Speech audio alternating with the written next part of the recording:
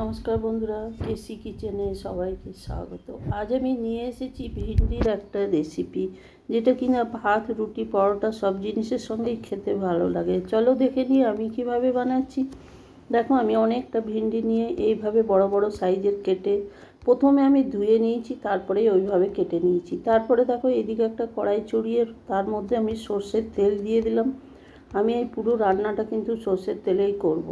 তারপরে দেখো, সর্ষের তেলটা গরম হয়ে যাওয়ার পর 1 চামচ আমি কালো জিরে ফোড়ন দিয়ে দিলাম। কালো জিরে দিয়ে দেওয়ার পরে দেখো একটু নেড়ে চেড়ে নিলাম। তারপরে একটা শুকনো লঙ্কাও আমি এটার মধ্যে ফোড়ন হিসাবে দিয়ে দিলাম।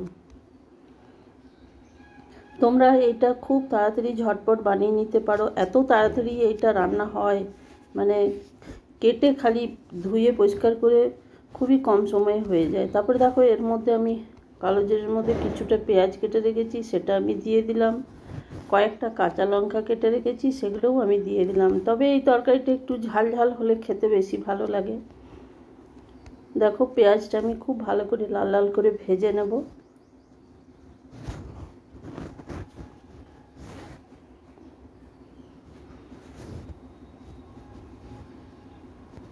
তোমরাও একদিন এইভাবে আমার মতো ট্রাই করে দেখতে পারো, খেতে অসম্ভব ভালো লাগে। তারপরে দেখো, আমি একটা ছোট সাইজের টমেটোকে লম্বা করে কেটে ওর মধ্যে দিয়ে দিলাম। তোমরা চাইলে কিন্তু টমেটোর পরিমাণটা বাড়াতেও পারো, দুটোও দিতে পারো।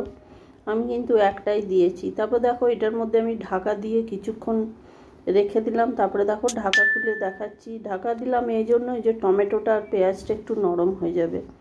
তার মধ্যে এবারে আমি কিন্তু এর মধ্যে পরিমাণ মতো নুনটা দিয়ে দেবো। ওইটা মাথায় রাখতে হবে, আমার কতটা ভিন্ডি আছে সেইটা বুঝে পরিমাণ মতোই আমি নুন দিয়ে দিলাম। 1 চামচের মতো হলুদ দিয়ে দিলাম। 1 চামচের মতো আমি ছোটো চামচের 1 চামচ কাশ্মীরি লঙ্কার গুঁড়ো দিয়ে দিলাম। এইটার মশলাটা কিন্তু সর্ষে আর পোস্ত আমি ওইদিকে পিষে রেখেছি, তার সাথে কাঁচা লঙ্কা দিয়ে পেস্ট করে আমি রেখে দিয়েছি।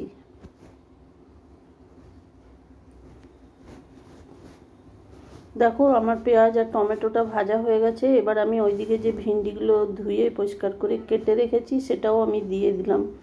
এটা কিন্তু কাটবার আগেই ভিন্ডিটা ধুয়ে নিতে হবে, না হলে এটার মধ্যে একটুখানি রস রস জিনিসটা বেরিয়ে যাবে, ভাজতেও ভীষণ অসুবিধা হয় তখন।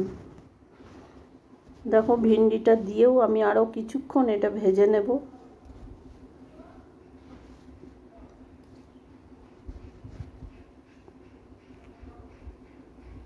মিডিয়াম আঁচ করে আমি ভিন্ডিটা ভেজে নিচ্ছি।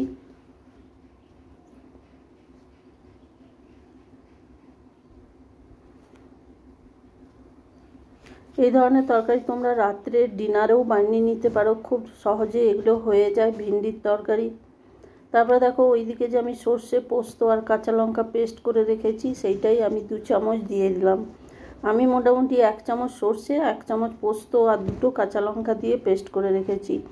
তারপরে দেখো, ওই মশলাটা দিয়ে দেওয়ার পর মিক্সির জারটা ধুয়ে আমি ওই জলটা একটু দিয়ে দিলাম, কেন কি মশলাটা আমার প্রথমে উঠিয়ে রেখে নিয়েছিলাম বাটির মধ্যে, সেটার মধ্যে কোনো রকম জল দেওয়া ছিল না বলে একটু জারটা ধুয়ে আমি জলটা দিয়ে দিলাম। জলটা দিয়ে দেওয়ার পরে দেখো, একটুখানি ভালো করে আমি এটা ভেজে নিলাম 1 মিনিট ধরে। তো এটা বেশি ভাজার দরকার পড়ে না, কেন কি এর মধ্যে সর্ষে পোস্ত আছে।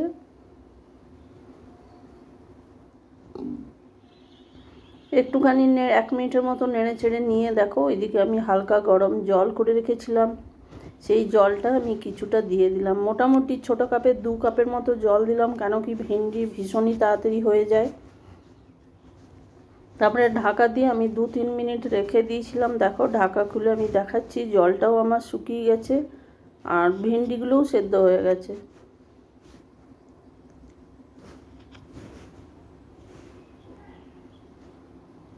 ভিন্ডির তরকারিটা খুব আমার হয়ে গেছে। হয়ে যাওয়ার পরে দেখো, আমি এর ওপরে নামাবার ঠিক আগেটাতে আমি কিছুটা 1 চামচের মতো কাঁচা সর্ষের তেল দিয়ে দিলাম, কেন কি আমার মশলাটা সর্ষে পোস্ত, সেই জন্য কাঁচা তেল দিলে এটা খেতে ভীষণ ভালো লাগে বা টেস্টটা আরও বেড়ে যায়।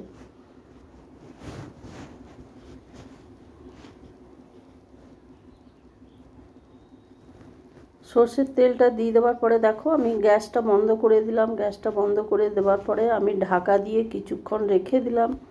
তারপরে দেখো ঢাকা খুলে আমি দেখাচ্ছি, আমার ঝোলটা অনেকটা আরও টেনে নিয়েছে। তবে এটা আমি রুটির জন্য বানাচ্ছি, মাখা মাখা খেতে ভীষণই ভালো লাগে।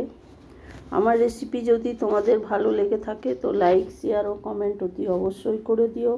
আর নতুন বন্ধুদের সাবস্ক্রাইব করার অনুরোধ রইল। তোমরা ভালো থেকো, সুস্থ থেকো। ফিরে আসছি পরের কোনো রেসিপি নিয়ে। ধন্যবাদ।